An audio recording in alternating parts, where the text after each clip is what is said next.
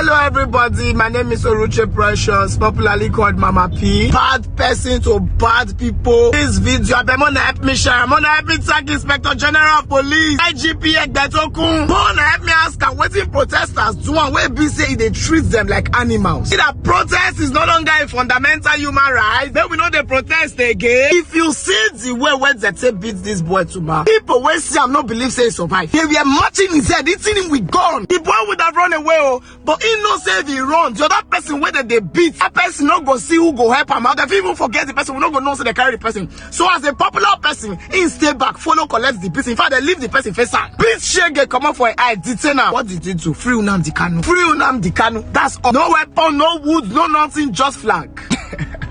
IGP Egbetokun. Do you people know that some persons were not released yesterday? I'm just getting to find out. Because my own was Tuma. Tuma, where's Tuma? They must bring Tuma. Some persons were not released yesterday. Oh. They were not released yesterday. Oh. Everybody come outside. Oh. Everybody tag them. Oh. Some persons were not released yesterday. In fact, to show you how wicked these motherfuckers are, they were not kept in the regular detention facility. Maybe it's a police station now. They keep them for Bianca or keep them for say. No. They took them to the infamous SAS abattoir, where hardened criminals are kept, a place of torture. That's where they took peaceful protesters to. IGP Egbetokun, you cannot intimidate us. We are not scared of you. I, Precious Oruche, I'm not scared of you. What you are doing is wrong. And I'll go kill anybody who support your acts of wickedness towards peaceful protesters. Yes, you have a beef with Sowore because he call you illegal IG, because your tenure expired, they increase them magically, suddenly. If you have a problem with him, have a problem with him. We that are agitating for what we believe in,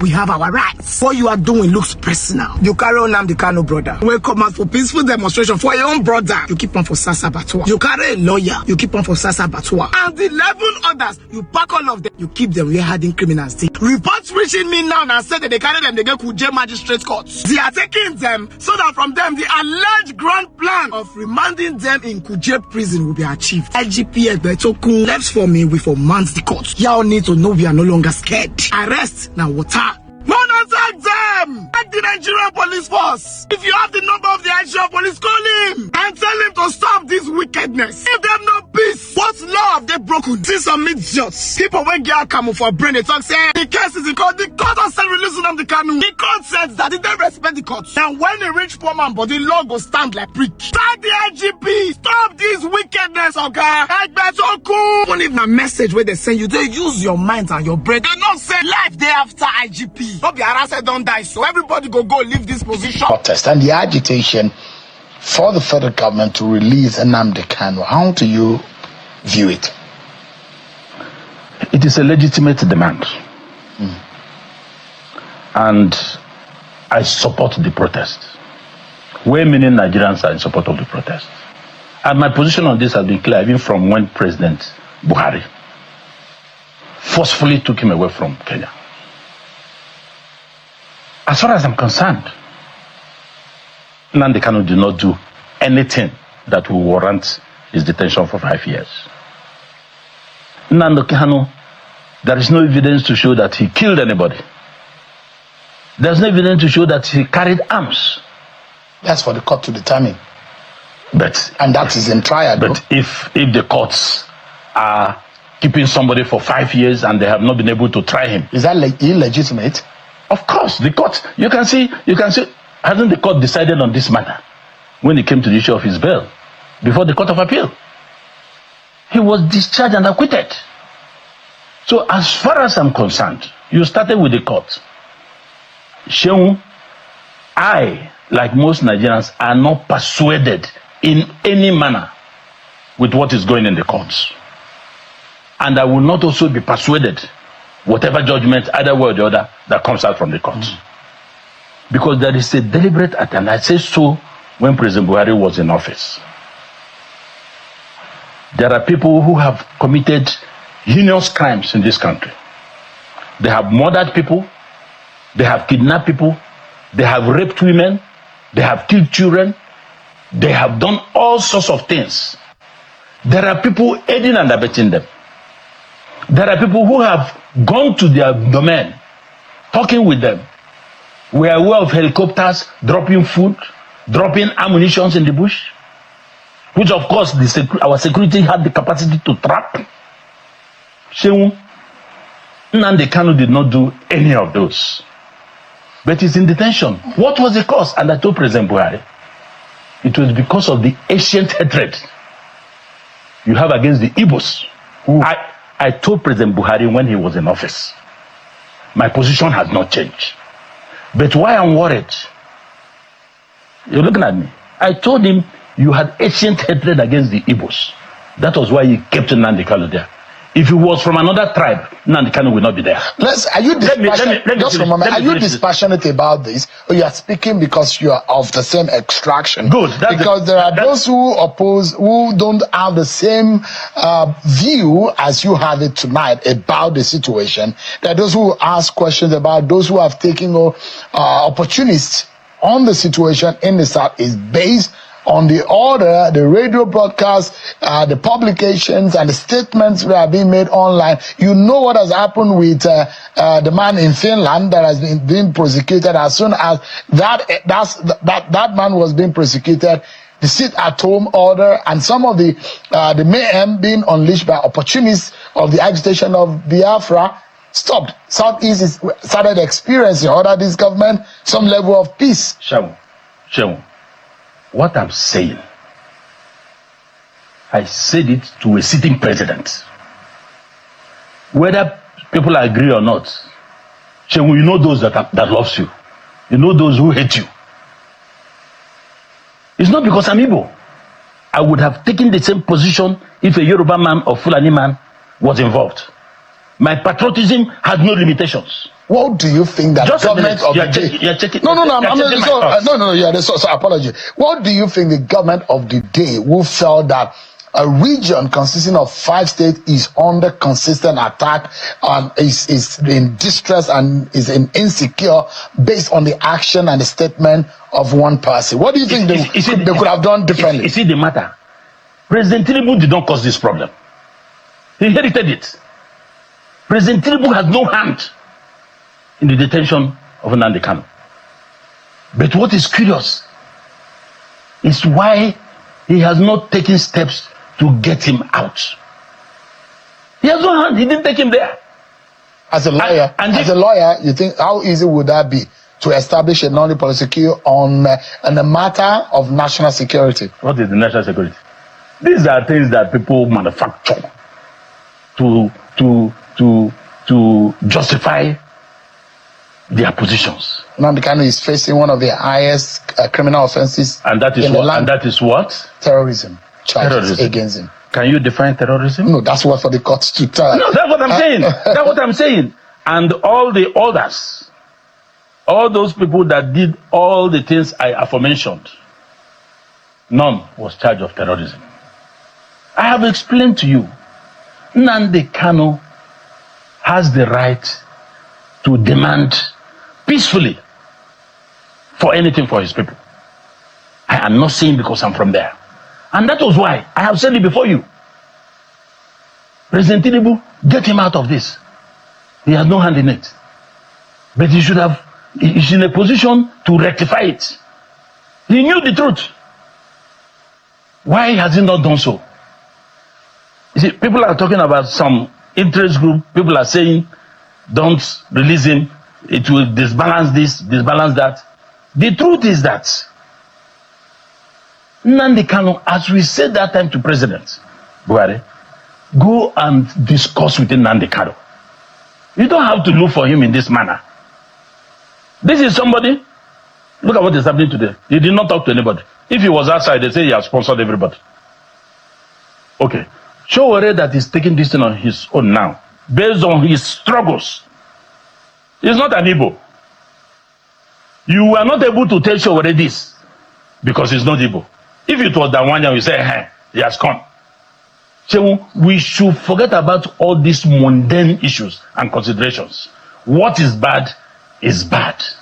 What is not good must be condemned no matter who is involved. President Tinubu, yes, we agree there are some people in the southeast who do not want Nnamdi Kanu out. Really? There are people like that? I can say it authoritatively. Who are those? There are some top businessmen who are involved in businesses in Abuja oil and all that. There are some top politicians who are of the view, and which is correct, that if Nnamdi Kanu comes today, there are people whose political career will come to an end permanently without him saying a word. Nnamdi Kanu has been loved by the people. It's like when they were chasing Fubara. You had me say so here. I told President Tinubu, if the issue about 2027, the person to do business with is Fubara. Are you seeing what is happening there now? They have loved him, they have loved him. Organic support. Nnamdi Kanu need not talk to anybody. That was why I'm sure that is the pressure that the president is having. But the president is number one. He is the president of Nigeria. And he's the only person that can say, stop, it will stop. You don't have to take everything that everybody puts to you, hook, line, and sinker. When the issue started with this insecurity in the southeast, they raided the prison. We came out to say, no, this was not our deed. Those people were imported. Security came back to realize it. But what happened next? Because they have been exposed, they decided to recruit urchins, non-educated people, people that are not skilled. Locals started training them. Are you an IPOB apologist? No. Look. I don't expect you to. Are you a believer? No. I don't expect you to come to that question because you know that I believe in Nigeria. But I'm asking you, you might have your. You might have no. You might have an apology for the struggle of Biafra and what IPOB stands for. I am an open book. You'll always know where I am. You know the history of IPOB. I believe. You know the history of IPOB. What's the history? There are those who say legitimately it started off as a peaceful intentions or right about the agitation of the Igbo. What brought about IPOB? But what happened? No, what brought about IPOB? Chenwu, you have a region that has been marginalized. They've been crying for marginalization. It wasn't during the time of President Buhari. President Tinubu has tried to do one or two things, put some infrastructure, move some money there. You say you don't want them. Chenwu, you say you don't like me. You say you don't want me. Okay, allow me to go home. You say I will not go. One must give way. It's either you bring me at the center or you let me go. We should stop pretending in this country. That is what we are talking about. The people are saying they are marginalized. What is marginalization? Can you mention one thing that... Let's look at your dictionary. No. Say what you know. In practical terms. I'm coming. Yeah. There are no federal presence in the southeast. The little we are having now is under Tinubu. Cease. None. No good roads, no infrastructure. You borrowed money. President Buhari borrowed money to build rails up to Mali, another country. None cross the southeast. But we are paying the loan back. We are part and parcel of repaying the loan. And you say it is justice. They have the right to protest. You can't beat and flog a child. You still stop the child from crying. What would have been the child must cry. What would have been the best way to handle that situation? The best way is for President Tinubu to sit down, look at the whole thing, find a way to balance these things, bring in Nnamdi Kanu out, go and do business with Nnamdi Kanu. Nobody else can do that, apart from the president. If you subdue this one, expect it again, and again, and again. You cannot run away from it. Nnamdi Kanu committed no crime. Nnamdi Kanu did nothing. He did not kill anybody. He did not move arms. It's not for you to decide. The matter is in court. The truth is naked. I don't need to. The truth is naked. It is not for you. As a lawyer, you are a servant before the temple of justice. Let me tell you. And you know what it means when a matter is before the court. You cannot say Nnamdi Kanu did nothing when the court is still assessing and trying the matter. It will reach. No, you are wrong. You are wrong. You are wrong. On that note, you are wrong, sir. No, sir. You are wrong on the note to say. It's a matter of law. It will get to this. It's sub judice for you to say. In this country, yes, sir. When people will stop listening to what you are talking about, Let me tell you an experience I had in 1992. I was in NIPS. Part of the programs in NIPS is you have local tours, African tours, and outside tour. My group went to Kano, Imo, then Cameroon, then Brazil. Was it Brazil? Brazil, yes. When we got to Cameroon, the chief of army staff, General Iwuanyanwu, was given instruction by this Pobia on certain things. Commander-in-Chief, he said, Mr. President, this order is illegal. I will not obey it. In Cameroon. And I'm ready to take the consequences. That thing was boiling before we left for our foreign tours. It will get to a point in this country, unless we redress judiciary, we redress what we are doing to Nigerian people will start taking the laws into their hands. Just for a moment, sir. The reason why I said you're wrong, sir, and you are a very senior lawyer, you know that when a matter is yet to be decided before the court, you do not take it out of the mouth of justice. Allow the court to have decided the matter. That's why I said this is not a court of law. The court has decided the issue of Nnamdi Kanu. Just a moment. The court has decided. The court has not freed Nnamdi Kanu. The court has freed Nnamdi Kanu. The court of appeal. Just a moment, sir. The court has not decided on the trial of Nnamdi Kanu. It's still in process. The man is still under detention, and the matter is before the court. And I'm saying, as a lawyer, you know that it is not right. It's sub judice for you to now determine for the court on television what the court is still trying at the moment. Let me tell you. You can do what you like. You can say what you like. I have the right to say I don't believe in what you are doing. It is my inalienable right. You can even sentence me. It is my right. When I see that everything has been compromised in this country, when nobody can get justice, is it in election matters? And that's why there's no development. People are no longer having confidence in what should have given them the hope that tomorrow will be better. Nnamdi Kanu's case is a case that President Tinubu must address. All these things that are happening today, they're not necessary. How do you think he will address it? Is it a political or judicial manner in which he will address it? How? You see, even from the time President Buhari was here, leaders of thought in Igbo land met him. He dismissed it, that it is in court. Governors, 5 governors, led by Hope Uzodinma, whom they are accusing now, erroneously. They don't know the job these people are making to get this man out. But you see, people write nonsense in the media. So Hope Uzodinma is at the forefront of fighting for Nnamdi Kanu. Hope Uzodinma, OT, these are the 2 people I know very well. Abaribe? No, I'm talking of governors. Okay. So, but there are people, just like the job Hope is doing in you, people will come and write nonsense. Imo now is Dubai. But people will go to internet, those who have not come home for more than 5 years, they will read down there and write. They don't know the effort these people are making. They say they have told Tinubu not to release him. They told me not to. Where are your facts? My intel has told me about the governors, and I have told you about politicians and businessmen who are afraid of Nnamdi Kanu's release. Let the president. I told you, Shehu, in this station, if we have decided not to release Nnamdi Kanu, bring his body to Ego Square. Let us use him for barbecue. Let his enemies come and chop from the meat so that we can close this matter permanently. If you were President Tinubu and you decide to release Nnamdi, how would you go about it? I will call the Igbo leaders, call the governors, take Nnamdi Kanu, file a knowledge protocol, hand Nnamdi Kanu to them. Let him do any other nonsense when he comes out. I'll call the leaders in Igbo land, call all of them. Nnamdi Kanu did not do anything to deserve all this. Can the leaders in Igbo land actually curtail any excesses that come from the actions of Nnamdi Kanu? Can they control him? Did Nnamdi Kanu fall from the sky? Did he fall from the sky?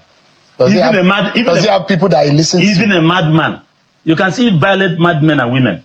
You know they fall in love. You see madmen, you don't hear them. But when they are falling in love, when they see that they are lovers, they will change. They become ice water. He didn't fall from the sky. So every madman has somebody that will talk to him and he will listen. There are people in Nnamdi Kanu listens to. Call leaders. File a knowledge. Call leaders in Igbo land. Call leaders of thought. Bring them to the villa. Take your son. We are giving him to you. Release him. All these things happening. If not for the good governors we have in the southeast, nothing will work there. We have the best governors in the region now. I am saying it without hesitation. They are working. From Hope to OT to Mba and all that. If not, they have frustrated the economy of the place. In a year, we lost almost 7 trillion naira. But they are doing their best to put infrastructure, to empower people, and to do those things, health, education. We are people that work hard. People should stop hating us. So, the Igbo man is the easiest person to deal with. If you have his code. And what is the code of the Igbo man? It's not for the public. You have to go ahead. Trade and commerce. It's interesting, and if you look at the conversation I had with Governor Soludo yesterday, and he said something that the Igbo man needs to be more accommodating, that if you are an itinerant person, you cannot be seen in a certain land. But he was saying they are not accommodating? No. Okay. He was talking about how to resolving this matter, and he said his mind. But in a national security prism, how do you explain it to those who are, because justice, they say, justice is not only to be served on the victim, justice to the public, justice to the person who has been prosecuted. So in that sense, there are those who have been on the receiving side of the actions. And if you look at Simon Ekpa, just for a moment, sir, let me land on the thought. There are people who have been maimed and killed by in the name.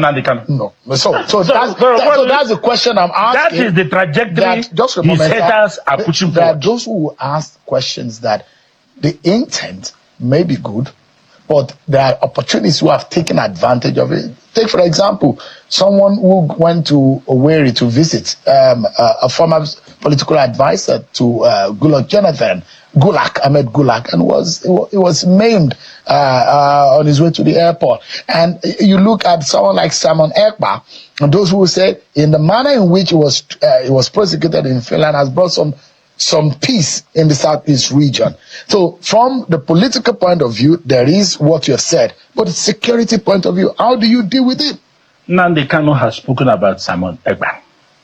Most of the things he did was not on his instructions. He didn't hide it, even in court. You see, when you have situations like this, you have different groups emerging for their own interest. I had not heard, and I did not hear from any Igbo man of substance that supported Simon Ekpa. Nnamdi Kanu has said in court, open court, get me out of here. All this nonsense going on in Igbo land in the southeastern state will stop. Yeah, he didn't press anybody. He's not somebody that will chicken out or be lenient with his presentations. He's straight. When he wants to shoot, he will shoot. He says that this is an animal kingdom. This is not a nation. No. It's part of some of the things that he has said. You see, there are many people that have, I don't want to start calling names. There are people in this country who say they don't believe in Nigeria. Most of them have found themselves in cabinet. There are many people who have said all sorts of things against Nigeria. It's those of us who believe in this country till tomorrow. Even when IPOP was hot, I was on television, I said it that I am for Nigeria. The question a Nigeria that be fair to all. So let me ask you, will Igbo presidency and Igbo president be a solution to this agitation? That is not what we are saying. Let me tell you. But for how the whole thing turned around during President Buhari, I am telling you now, and don't misjudge me to say that I say we don't need presidency. The Igbo man, once you are fair to him, what you are giving, according to one of the governors, Enyendebe. That is, you give these people, you give to other people. Once you are keeping to it, Igbo man is not interested who is at the top there. But it has come to the point that they say, hey, everybody, they've gotten this. We are 3 ports at independence. Some have gone twice, gone thrice. We have not gotten it. Do you think that we need a national reconciliation conference where the issues of Igbo land and the civil war and the aftermath needs to be addressed frontally? Do you think that politically this president can achieve that by healing the wound? I was a member of the National Conference 2014. If President Buhari had taken the report of that conference, 620 recommendations, unanimously passed, we won't be where we are today. The NSAS anniversary, the protest, the Free Nnamdi Kanu protest, the response by the security operatives, and what this means ultimately for our nation. Well, I think the first thing is that we need to learn to pay attention to what the Nigerian state does more than the things that it says. Number one, 5 years ago to the day, yesterday, unknown number of Nigerians were murdered by men purportedly members of their own armed forces. It is a sad commentary on the country we have built that up till today, we can't even agree on the facts because the truth is staring us in the face, but men are still arguing against the grain of the truth. Second thing is that when you pay attention, you see very quickly that after 25 years, going on 26 years, only 26 years now of our democracy, the Nigerian victim, who we euphemistically refer to as citizens, do not even have the right to express their pains. I'm not even talking about their rights, their pains. Yemi Adam Olekun was assaulted at the Lekki toll gate exactly 5 years after the state killed men and women there. Those who were protesting for the freedom of Mazi Nnamdi Kanu were serially assaulted and tear-gassed in full glare of everybody just yesterday. Meanwhile, in this same blessed country of ours, terrorists, euphemistically referred to as bandits, are riding and trooping colors in full glare of TV cameras, granting interviews and laying down conditions for peace to a state that is complicit in the mess that has overtaken it. But those who are asking that a person who was abducted from another country, been granted bail by the court, they're saying, look, free this man. Even the politics of it should have informed the rulers of Nigeria that it's not good for optics, that you have real terrorists who have borne arms, killed multiple numbers of persons, completely unrepentant, who are busy walking around free. But a man who has carried the genuine grievance of his people, you may not like his methods. That's a different ballgame entirely. But how do you complain about his methods when you are mollycoddling even worse? And you can't even find the grace or the sense, common sense, to bring peace in the country and find a way to free the man. So I am all for the right of citizens to protest, but unfortunately the Nigerian is not a citizen. And the Nigerian state advertises it and reinforces that message every day. So what do you make of the other line of the argument, just to have a well-rounded conversation that says, well, the court has adjourned till October the 23rd, has asked the defendant, in this case, Mr. Nnamdi Kanu and his lawyers, to defend themselves, and they have until, I think, the 30th, thereabouts. In fact, the court granted the requests for him to have a meeting with his counsel outside of the DSS. I think that should happen today by 12 noon, or between 9 and 12 or thereabouts. So for those who are saying, well, this matter is in court as well, how about really presenting the case in court and ensure that the right things are done from his counsel's case? And I think the jury will be out there. Nigerians will see that you did your work well in the court. And of course, the judgment is left to the honorable justices, but at least you presented your own case. So for those who are saying, allow the court process be exhausted, what do you say to them? What were these same people saying when Bello Turji is busy rampaging in the northeast and the northwest and is mollycoddled and met by different levels of traditional rulership and even the so-called constituted authority? Local government chairmen are sitting down. Nigeria has created a situation where there seems to be two parallel justice system, how do you tell somebody to keep exercising patience with a judicial system that would appear to be obeyed only when it does as it is told by the executive? The optics does not make for this argument about the existence of a court process. What happened to the court processes in relation to real bandits, terrorists who have taken Nigerians hostage, killed them even in their worship centers? How do you have this conversation about having one subject itself to a justice system that is manifestly unjust and incapable of delivering justice, while telling the other one to ignore the fact that there are worse criminals, even in terms of crime, that are being ignored? It is the double standard that makes this argument difficult to stomach. There is a judicial system, quote and unquote, but that judicial system is completely blind to the crimes of one, and in the other one, you find a dissonance that suggests that, okay, so it's okay to treat this one like this, but it's fine to treat the other one in that manner. It is the uneven scale that makes this argument inequitable to even present in the first place. If everybody are treated the same, then we can have this discussion.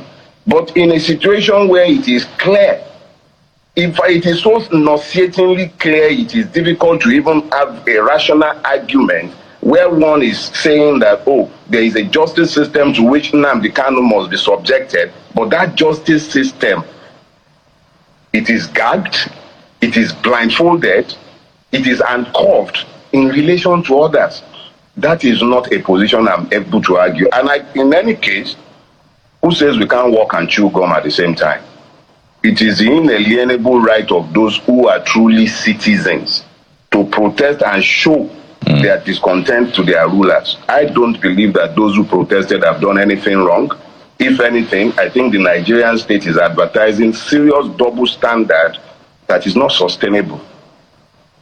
What do you think this government is scared of? Do you think are the concerns or worries of this government? Because you've talked about this also working politically for it to be released. This would be a major political point for this government. So what are your thoughts about the government's fears? Well, I think it is easy to elicit the truth when you look at the objective realities. October 20, 2020, Nigerians were protesting peacefully, waving flags, singing national anthem. They were murdered in cold blood. That is the response of the Nigerian state to those demanding to be treated as citizens. The entire protest was end SARS. SARS was the brutal, and it remains the brutal arm of the Nigerian government in enforcing impunity in Nigeria. But the state did not address this concern. Instead, it murdered those who were demanding to be treated as citizens. Every time Yele Sowore and his cohorts come out to protest something or the other, you see the Nigerian police in full force, always ready to murder, to kill, to maim, every time Nigerians demand to be treated as citizens.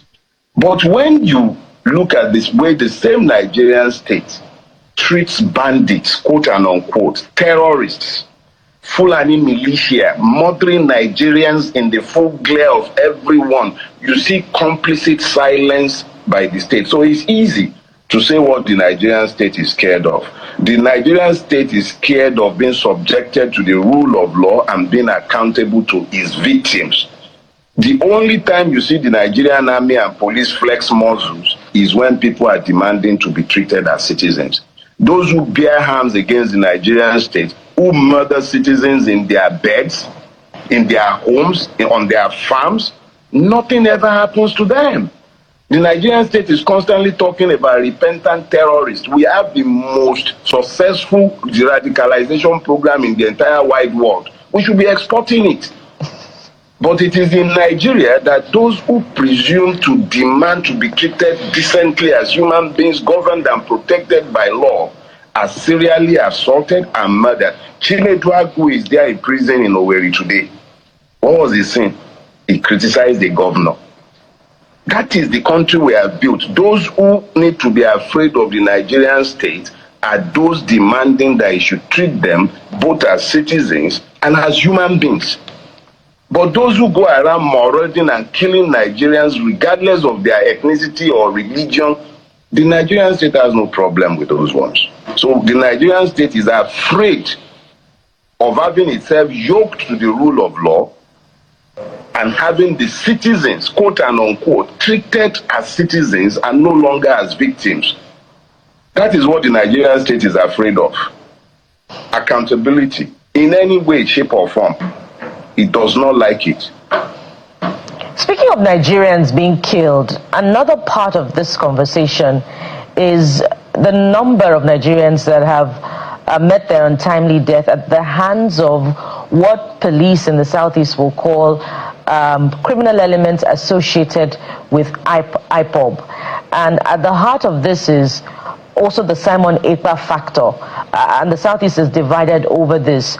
How much of this would you attribute to the influence of the man that is at the heart of this agitation from yesterday, which would be Mazi Nnamdi Kanu?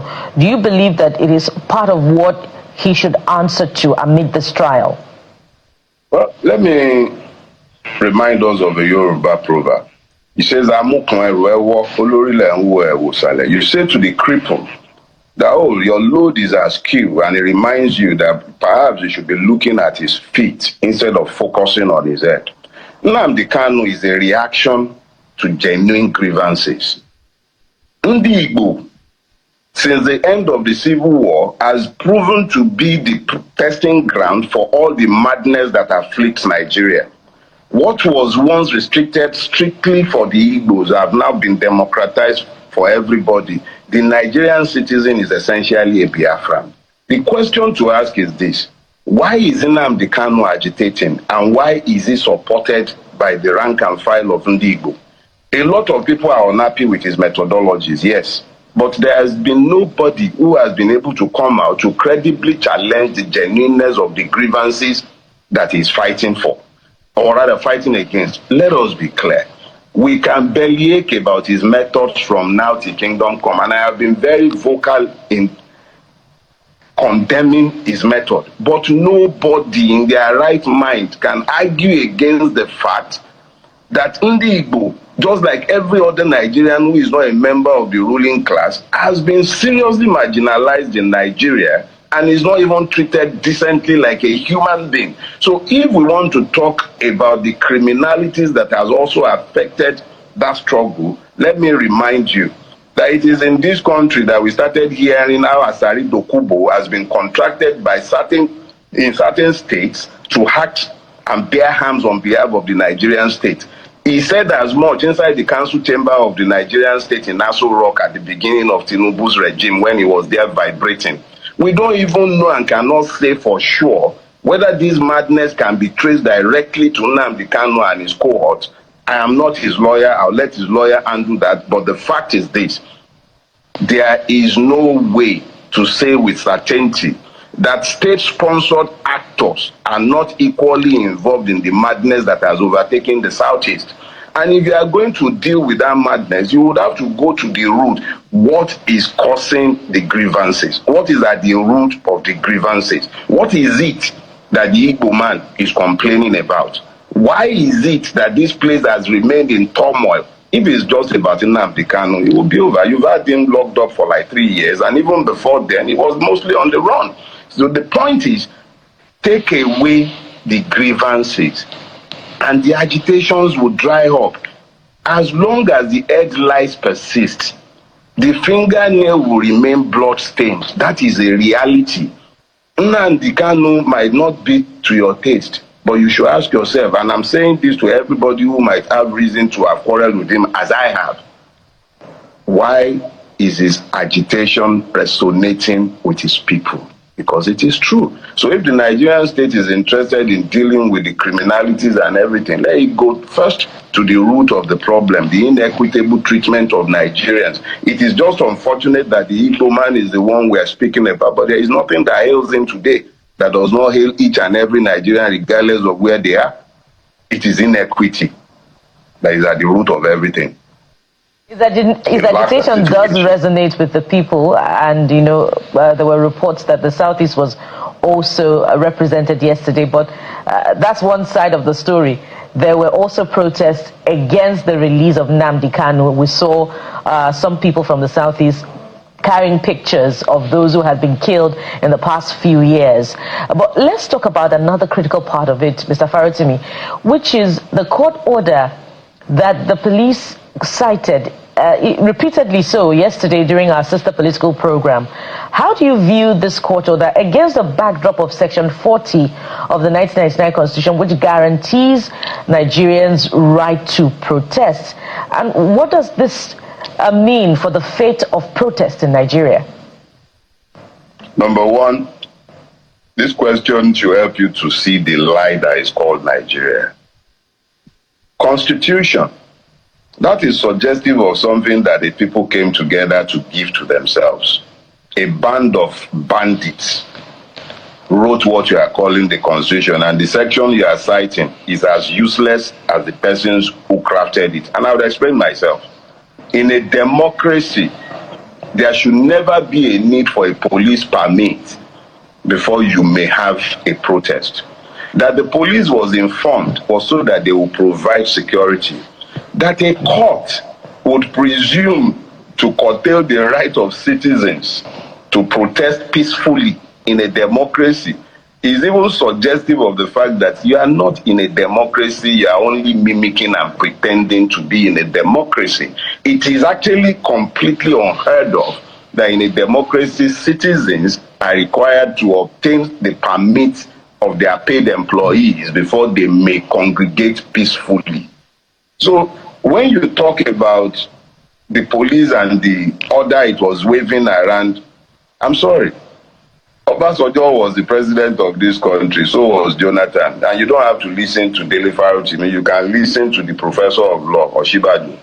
Our judiciary is unfit for purpose. It does exactly as it is told by the executive, and it does not serve the cause of justice. So that they are brandishing something and waving it around, you cannot restrict it. A order is only as useful as its lawfulness.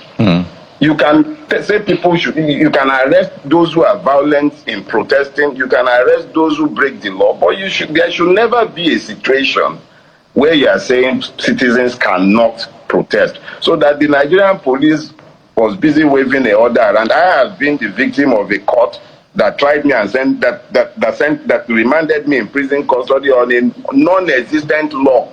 So what kind of law court order is going to stop citizens who are not out for violence from peacefully showing their displeasure with the government? Why I don't join protests is because I know that they are merely protesting to the deaf. How do you tell the deaf you don't like what is being done to you? A person who is intent on not hearing you, why are you wasting your time shouting at him?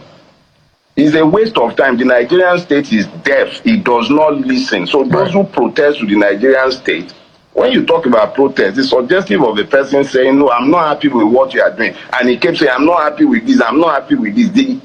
The expectation is that the person to whom you are protesting have the capacity to hear you, and having heard you, he will recalibrate and do the right thing. It has never happened that the Nigerian state recalibrated and did the right thing. NSAT, they changed the name to SWAT. Today is RRS. It is the character and nature that has not changed. The Nigerian state does not change anything for anybody. It is not interested in pleasing those who presume themselves to be citizens. It doesn't care. Oh, Mr. Farotimi, quite a number of issues to unpack. I was just looking at one of your posts that you made a few days ago. You talked about a campaign of violence and displacement in northern and middle belt Nigeria, saying it constitutes a calculated, current and long-running genocide against Christian communities and other religious minorities without any reasonable doubt. This is a conversation that is burning. Perhaps in the coming days we'll get to unpack it. But if you were to just speak one line, because we're totally out of time, but that caught my attention. One one line to that. Let me be clear about this. I am not one of those waiting for America or some other country to come and save us. It is up to us to save ourselves. And I don't need Renault's repackaged American to tell me the truth of what I have been shouting in my country for over 6, 7, 8 years. There is a genocide going on in Nigeria. The Nigerian state is complicit in it, and the victims are largely Christians and other minorities in the northeast, in the northwest, and in the middle belt. I don't need the Americans to tell me that. And I don't need the Americans to establish the complicity of the APC and the Buhari junta. It was Baraje that told all of us in Nigeria, heard him say it in 2016 at the 78th birthday anniversary. The APC imported terrorists into Nigeria. Right. Commodore Lawume was sat in your studio when he informed the whole of Nigerians that as far back as 2016, a list was compiled and given to President Buhari of sponsors of terrorism in his government. And he's also mentioned at that time that there were state governors who were sponsors of terrorism. All these people are still in Nigeria today. I don't need the Americans to tell me what I have seen, what I have heard, and what eyewitnesses have told me. The complicity of the Nigerian state has been established beyond reasonable doubt. And it should stop lying to itself and face the fact of what is before us. Get some of the lawyers, because Mazi Nnamdi Kanu's main lawyer was arrested, and lawyer Jima, because his younger brother was arrested, and 11 others. We went to see them, and they gave us a hope, false hope that they'll be released tonight, but we found out on our way here that they'll be moved to the place they call Abattoir, which is one of the reasons why there was NSAS in 2020. It's a major torture chamber of the Nigeria police. So they also tear gas us right in front of their office this evening. So more than 7 years in detention, almost a decade in fact, and he's still not been found guilty of any crime. And your contention is that in line with the Nigerian constitution, which says that a man is innocent until proven guilty and which calls for the speedy dispensation of justice, it's time to set this captive free. Is that a fair assessment and the reason you led today's protest? Yes, it is because also the Court of Appeal in 2022 did take a decision, a decisive decision, that having been extraordinarily renditioned from Kenya, kidnapped is the other word for it, there are no charges that can hold in that court, and he was asked to be released. That judgment ought to have taken effect immediately was given. But the Nigerian government did not honor that judgment. They claimed they were going on appeal. An appeal does not constitute a stay when personal liberty is involved. He's been discharged. There's nothing that could have held him except to get a brand new detention order, which they didn't, because they were not interested in any trial.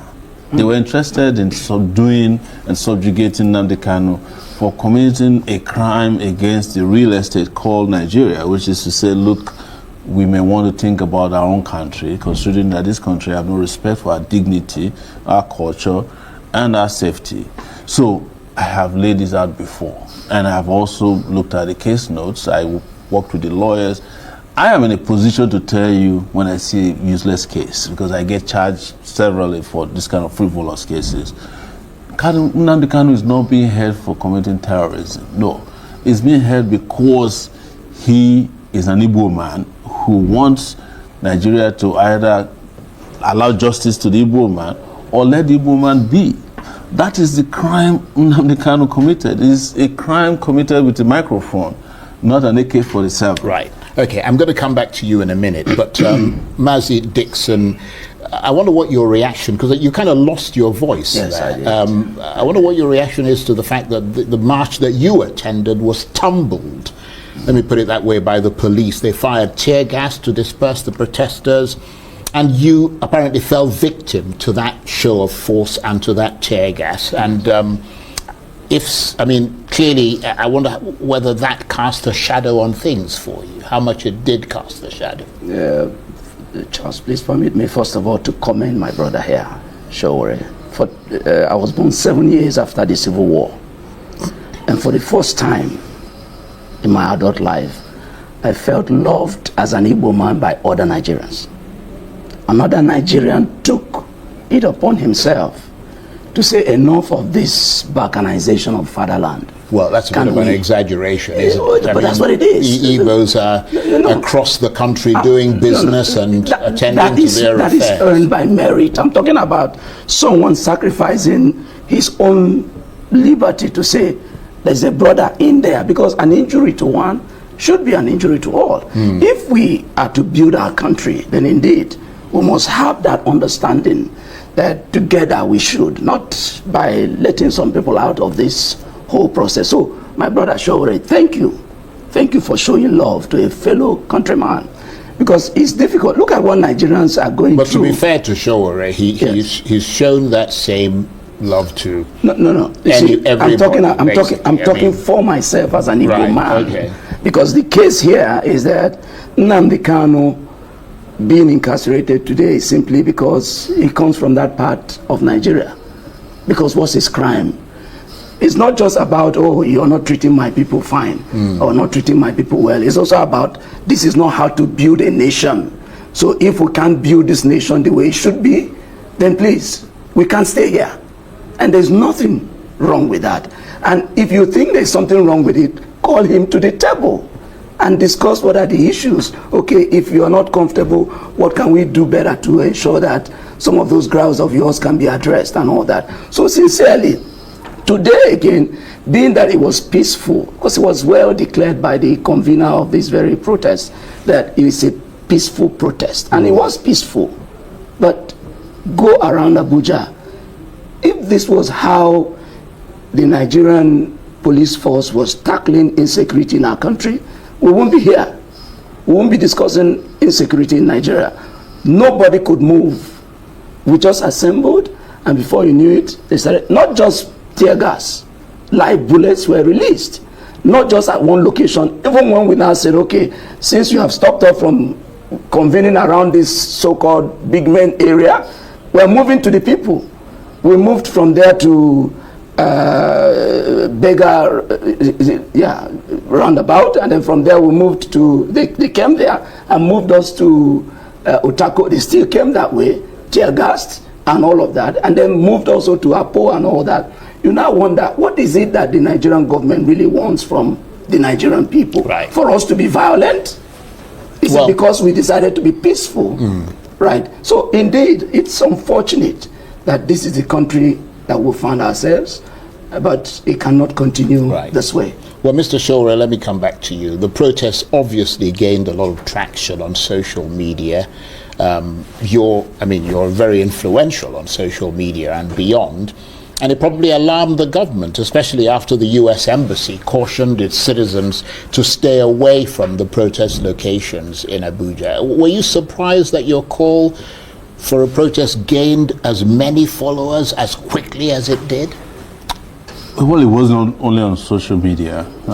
It happened everywhere around Abuja. We had 6 spots where we had thousands of people converge in march.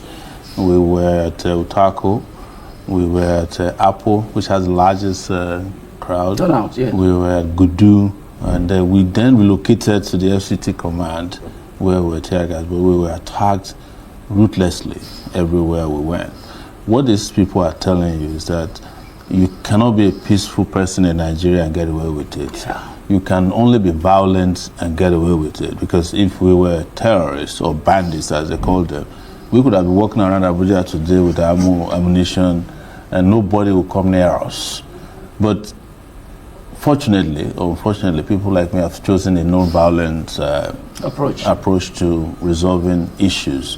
But that doesn't mean that a generation is not coming that will not accept this nonsense. But I mean, you know that what happens when these protests take place is that they tend to metamorphose into something bigger, and the government knows that beyond the specific case of Nnamdi Kanu, you and other opposition politicians, he's an opposition politician, you often intend to wake up the spirit of the masses who say they're fed up with bad governance. I mean, your movement, by the way, is called Revolution Now. Yes, and I won't deny that. In fact, I think the traction around this particular protest was beyond just Nnamdi Kanu. People are fed up with the system, and they cannot deal with the fact that somebody who hasn't committed any offense known to law, an offense that is triable, that's the way I'll put it, is held in detention.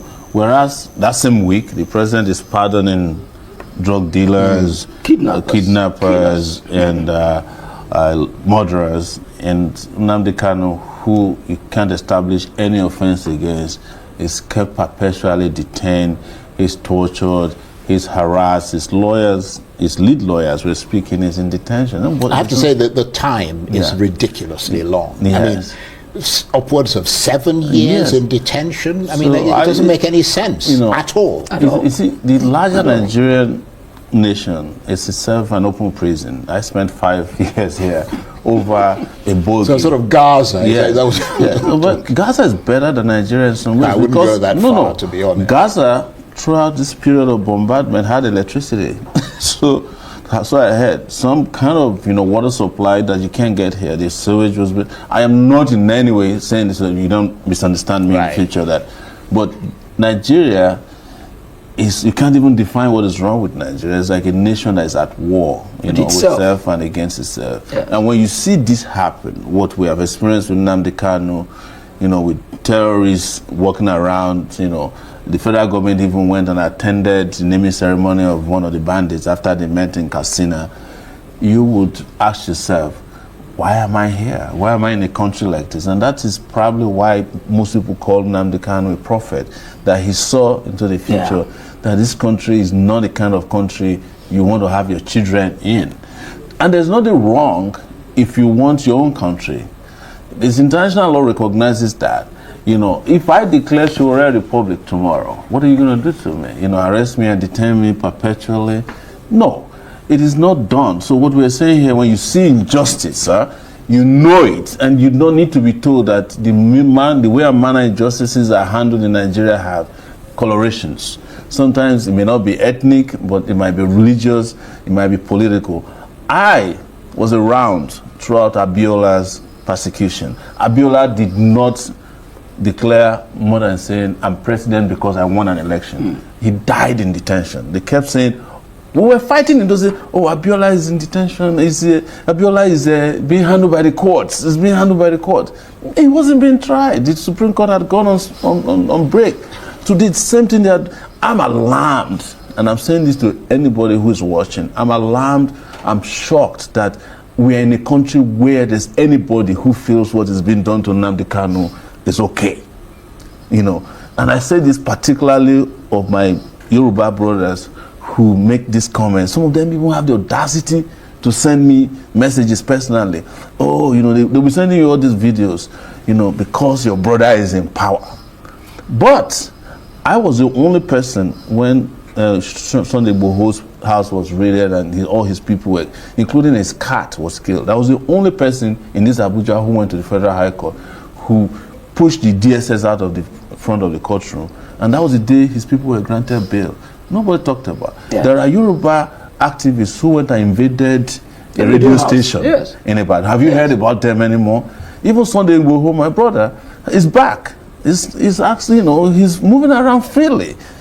Nnamdi Kanu has never carried a weapon before. Most of these guys have done things like that. Why are we treating the Igbo man differently? And I'm not saying that to whip up something, because I'm ashamed, of course, of these Southeastern leaders. Because when I was on your show last time, you remember, I was saying that Nnamdi Kanu is being kept in detention deliberately by Southeastern politicians. They showed themselves in the last few days. The deputy speaker was asking people not to join peaceful protests. All the governors kept quiet about it.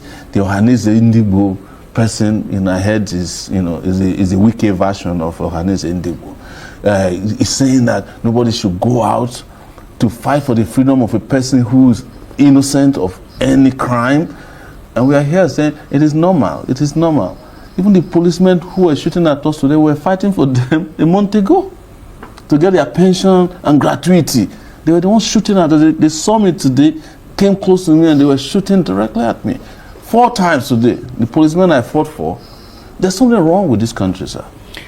Let me ask you this, Dixon Irebu. If Nnamdi Kanu is released today, do you believe that it will stop his group from calling for the Southeast to secede from Nigeria, assuming that is the issue? Or is it something that is beyond him alone, and therefore he should not be held entirely responsible for it? Because I think somebody made the point earlier today that you had the Biafra war before him, and of course groups like MASOB, etc., before IPOB. Yeah. If Nnamdi Kanu is released today, first what it will bring is a separation from the call for secession, or for the call for Biafra, away from the criminals who have wrecked the Southeast today. What we want is to redeem the most peaceful part of Nigeria, which Southeast used to be before 2015, that APC took over our government, and Buhari continued with whatever Buhari started with whatever it is that he had against the Southeasterners. But we thought, okay, Tinubu has come. What is he doing there? If he wants to unite the country, why not bring everybody's interests to the table? So release of Mazi Nnamdi Kanu may not necessarily end call for secession or call for Biafra. Biafra is no more about secession, really. Biafra is now more like a religion. Because, Charles, 3.5 million Nigerians were slaughtered in that war. There is no household in Igbo land today you go to that you won't have one person or the other that was lost in their family. So it will be difficult, therefore, to forget Biafra. What will bring about an end to the call for secession will be this country allowing for equity for all, justice for all, fairness for all. That is what will end any form of secession, whether it is Yoruba nation or Biafra nation. I am not part of call for any nation at all. I believe in Nigeria, but not this kind of Nigeria. I want a Nigeria where everybody can at least go to court, ask for justice, and get it. But now it is the highest bidder. We're not running democracy anymore in our country, because if this was democracy, freedom of association and protest as we had today and all of that would have been allowed. What we have are plutocrats who are afraid of the people, because today we saw how scared the elites are. They are scared stiff. They don't want us to get together to indeed demand for our common good. So I am only saying that releasing Nnamdi Kanu so that the criminals can be treated as criminals, so that people will not be committing the kind of crimes that we're seeing in the Southeast in the name of Mazi Nnamdi Kanu. And I don't think, if the commander-in-chief really understands what he's commanding, I don't think he should continue to give deaf ears to the call for the release of Mazi Nnamdi Kanu. He should be released as immediately as possible. Mr. Showore, I wonder how much you were influenced by protests in other parts of the world. I mean, we've had Madagascar recently, we've had Nepal. I mean, these are the kind of things that maybe worry the government. Protests involving people known as Gen Z, and I mean, we saw a whole bunch of them coming here with you. One assumes, of course, as you have yourself repeatedly pointed out, that your approach is different. Because in Nepal, for instance, they burned down everything. But I understand that obviously you want your protests to be peaceful and pacific. Yes, because I often stated that justice for all, for me, is not specific enough. You know, it's a bogey. And we have to specifically ask for things that would advance the progress of Nigerians or the people who live within the boundaries of a country called Nigeria. I do not believe in violence. That I've stated, but I've been protesting since I was 21 years old. And that's to remind people who are with even Dixon and I, we were arrested in 2021 by Hassan, the DPO of Secretariat. Nnamdi was brought back from Kenya. We went to attend Nnamdi Kanu's trial. Yeah. So I've been at this for a long time. But you know, anybody who is discerning, who is the leader of Nigeria, should know that these young people are watching what's happening in Nepal and other places. Yeah. And, you know, deploying people on social media to discourage them is not going to discourage them. We now heard that there's a coup or an attempted coup. So everything, the jigsaws are coming into place. Those are reports that are verified. Well, and let me just point out that the Defense Department denied that any such thing took place. Well, anything they deny is something you should believe, especially when it comes to those kind of but issues. we have to kind of balance the story. So, but what I'm saying here is that Nigerians are watching, and you can't use barbed wire to separate them from their leaders forever. One day, they will step over the barbed wires, the tear gas will not work, it won't stop anybody, water cannons will be useless. Even the bullets, how many even bullets, the moment you kill a few people, but I'm wondering, you said you've been protesting since you were 21. Yes. I mean, do you, after all those years, do you think that people have a disproportionate amount of power to effect change? Because it doesn't seem to be happening in this, if you like, bifurcated, many channels political world that Nigeria has become, or Nigeria is. If there was no protest in Nigeria, Nigeria would have gone completely to the dogs. If there hasn't been protests over separate different issues, even the president today Nigeria wouldn't have protest. Left military dictatorship. Yeah. Maybe we'll be like Cameroon now, where the person who is president is dead, brain dead, but alive to elections. So nobody should discountenance protests. I met Goodluck Jonathan recently, and I'm glad Aisha is here with us. She has been abusing me about it on her YouTube show. On a lighter note. And I said, can you come protest? It's not fair to say that she can't reply she to you replied right away. She's my friend, I'm just saying. Yeah, okay. But when we spoke up to the point, I said, can you join this protest? She said, no, I'm a former head of state. I can't participate in a protest. I said, but if you run for election and you lose, the first thing you do is to go and protest. Protest, there's nobody in Nigeria that has not participated in protests, from president to high school kids. Buhari was a protester in this country until he became president. Tinubu was funding all the protesters in Nigeria since June 12 and beyond, up to 2015 until they captured power and they now hated protesters. The ones that cannot protest always reach out to people who can help them protest whenever they're in trouble. Yeah. I get that from all these people all the time. This Nnamdi Kanu that we're talking about once protested on behalf of Orji Zokalu when he was being tried for corruption. Orji Zokalu is now one of the people who says, Nnamdi Kanu should let the court process be completed. But when he was tried for corruption, what did he do? He ran to the APC because he cannot trust Nigerian courts. These are the kind of people you have in these political parties who are so dishonest and hypocritical. They don't care about And like I said, there's a generation watching. And that generation is what the biblical people say that the next Pharaoh may not know Joseph. Abi? Yes. The Pharaoh. Pharaoh. Who knows? Right. Let me ask you this, because very briefly, because we're almost out of time. A lot of dust has been raised by today's protest, no question about that. But is it likely to make things better or worse for Mr. Kanu? 30 seconds. It should make it better because... So guys, let's end this headline with this, let's end this story with this headline on the Twitter space. The Tinubu's government has terminated a project in Abia State because Alex Oti said he's not going to give space for rigging. Alex said, if you want to rig, you better write your will. That means rig and die. And the Tinubu's government has terminated a contract because Alex Oti said he's not going to allow rigging. Federal government terminates CCECC's Port Harcourt Aba contract after Alex Oti's warning that anyone planning to rig in 2027 election should first write their will.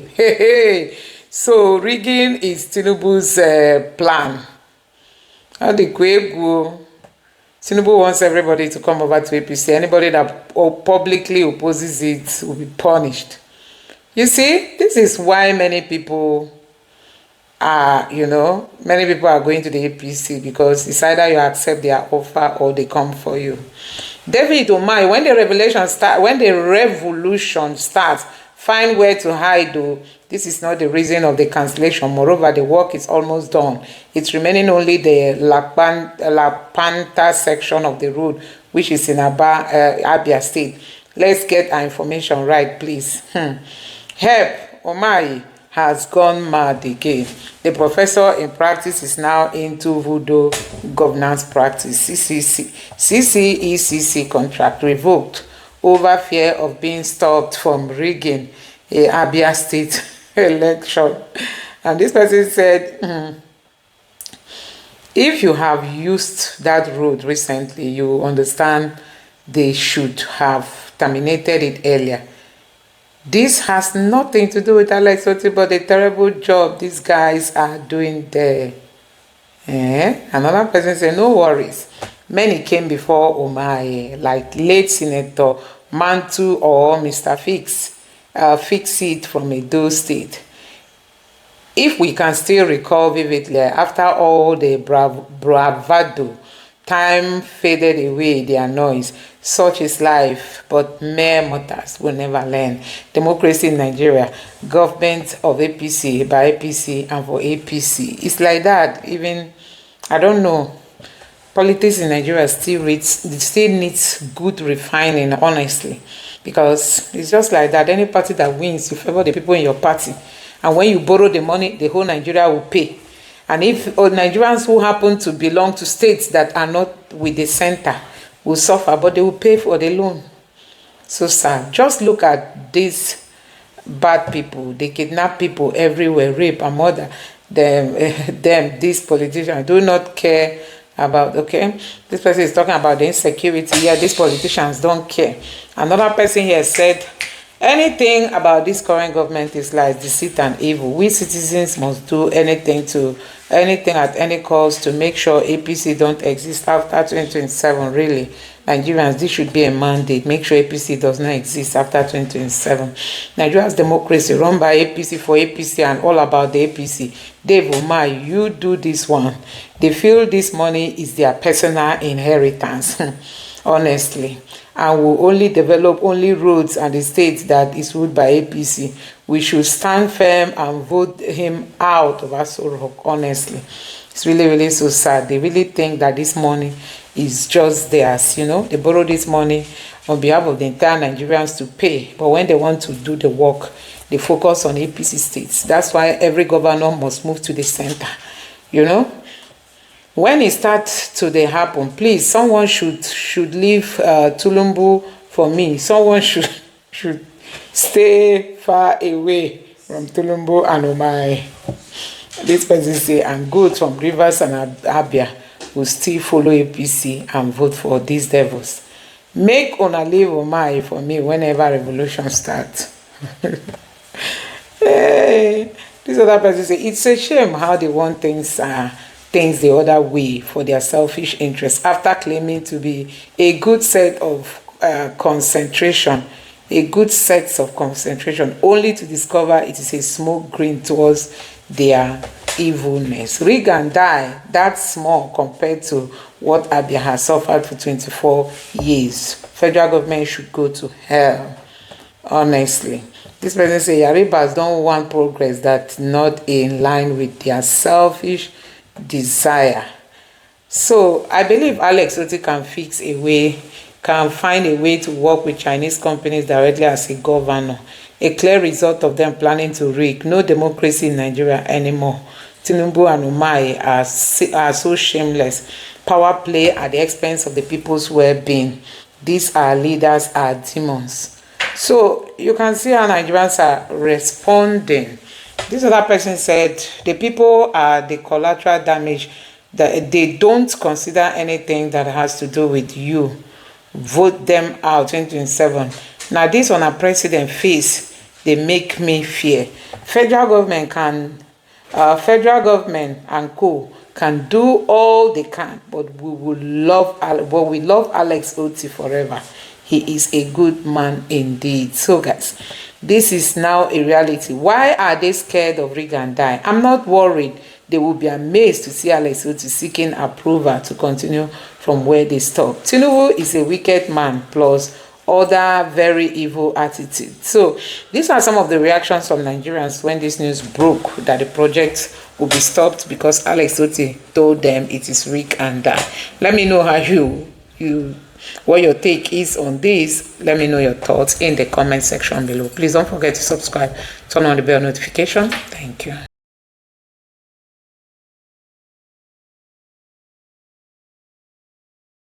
So guys, as it stands now, Peter Obi and the ADC, you know, their relationship is still not clear to Nigerians. And guess what?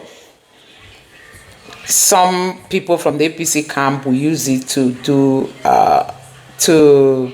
like say Peter Obi has no political party. Some of them will say Peter Obi will not run. Some of them, you know, all kinds of things. But nevertheless, let me take you through some of the headlines on the social media. Now, I'm on a headline, GST. Tinubu is dragging Nigeria deeper into debt. By the end of 2025, in just 3 months, public debt jumps to 3 trillion, hitting 152 trillion in just 3 months. 3 months. So, guys, this one past Nigerians. Tinubu is the mastermind behind Nigeria's debt crisis. Nigeria public debt has increased 152 trillion, rising by 3 trillion in just 3 months. Tinubu's government is borrowing without breaks, and the future is paying the price. The future of Nigerians paying the price. This one says, what's happening? Nigeria debt burden has jumped by 3 trillion in just 3 months, fueled by President Tinubu's relentless borrowing and weak fiscal restraint.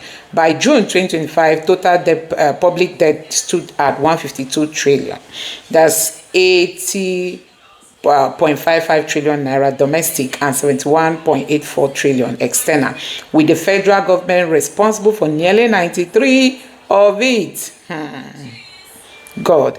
Despite boosting of higher revenue, the Tinubu's administration is pursuing another 2.35 billion in loan, a move economists warn is reckless and unsustainable. Hey, who is going to pay all this debt? Remember, Tinubu and his children will not pay this debt. Don't forget, Tinubu is an ex-governor, ex-senator.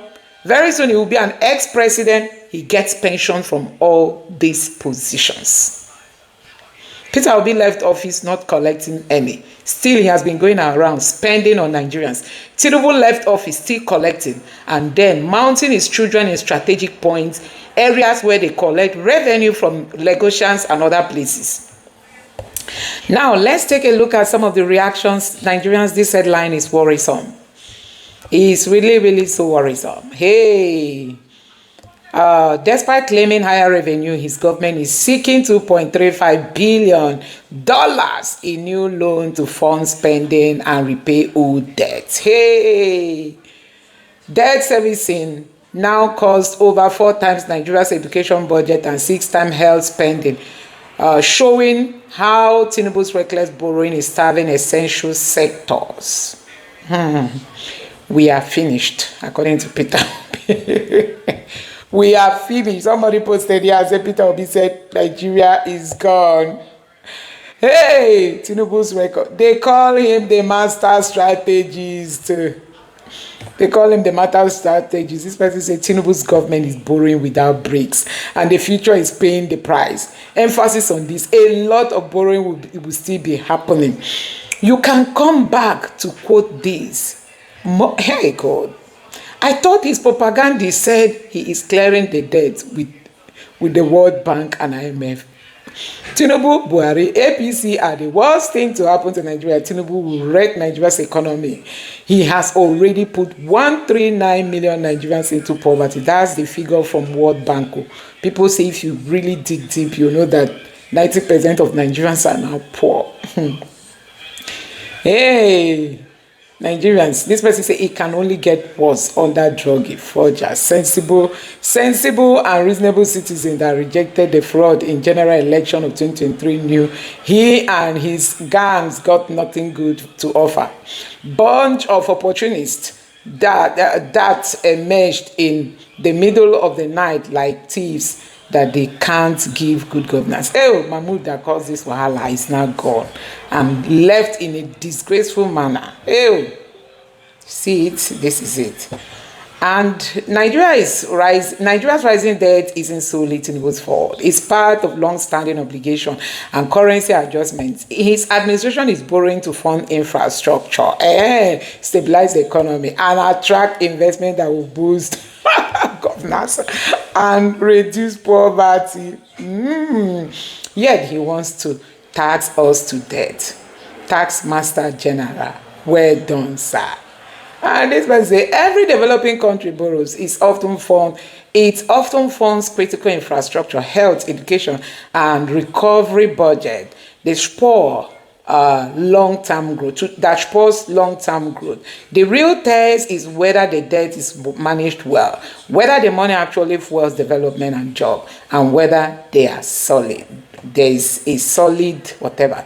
Nigeria handed the economy to a bunch of thieves without conscience. Then somehow wonder why we kept getting ripped off daily. This is evil. Tinubu Ole. Hey, another person here said, oh Diego, plan for sustainability and repayment.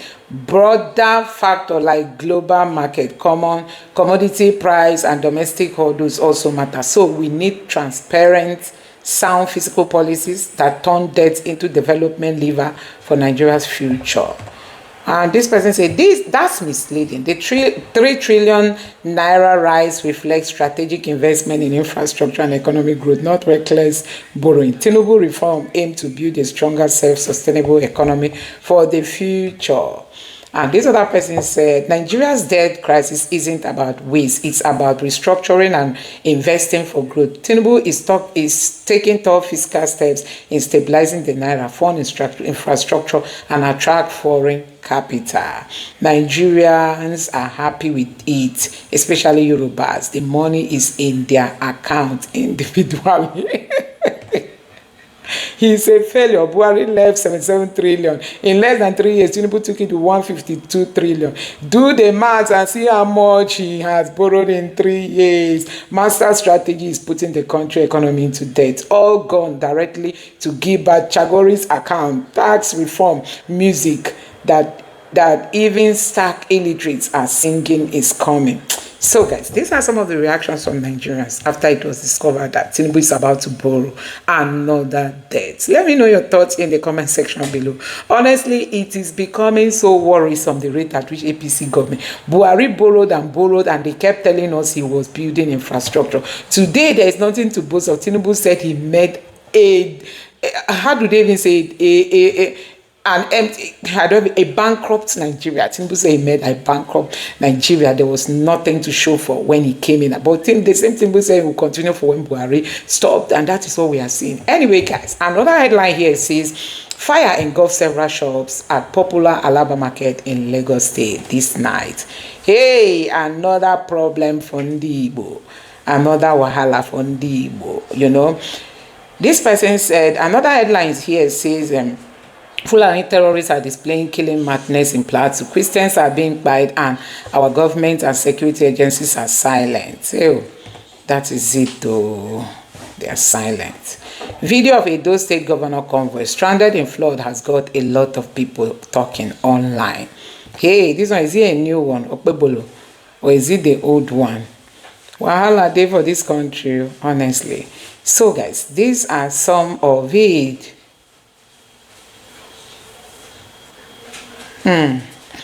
All the lies they used to defend Buhari's failure are being used to defend Tinubu's colossal failure. Once Tinubu loses 2027, all these same people will start blaming him for the strength. Honestly, the same people who praised Buhari are now blaming him on that Tinubu. Oh my God, Nigerians, how long? Christians are being haunted, slaughtered in Nigeria for their faith, and world stays silent. US Rep Anna Luna demands global outreach. Honestly, it's getting worse by the day. It's getting worse, and Khan is not helping it. Khan that came out to say nothing is happening. It's really so sad. Anyway, guys, let me know your thoughts on all this in the comment section below. Please don't forget to subscribe to the channel and turn on the bell notification. Thank you.